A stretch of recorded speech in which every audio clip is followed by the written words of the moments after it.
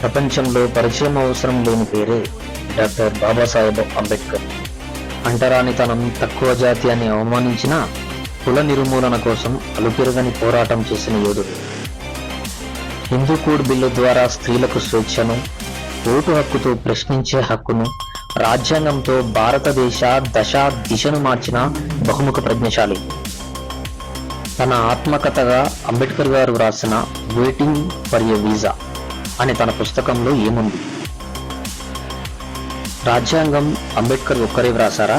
Drafting committee B N రావు సంగతులేంటి? అంబేద్కర్ న్యాయశాఖకు రాజీనామా చేయడానికి గల కారణాలేంటి? సమాజానికి బోధించు, సమీకరించు, పోరాడు. మన పోరాటం భౌతికపరమైనదో, సామాజిక పరమైనదో, సంపద కోసమో, అధికారం కోసమే కాదు, పూర్తిగా స్వేచ్ఛ కోసం, మానవ వ్యక్తిత్వ పునఃసంస్కరణ కోసం పోరాడుతున్నానని, ఈ పోరాటమే నా ఆనందానికి కారణమని చెప్పిన మహనీయుడు. దేవుడు ఉంటే అంబేద్కర్ లాగే ఉంటారేమో. ఎందుకంటే ఆయన లేకుండా ప్రస్తుత సమాజాన్ని మనం ఊహించలేం.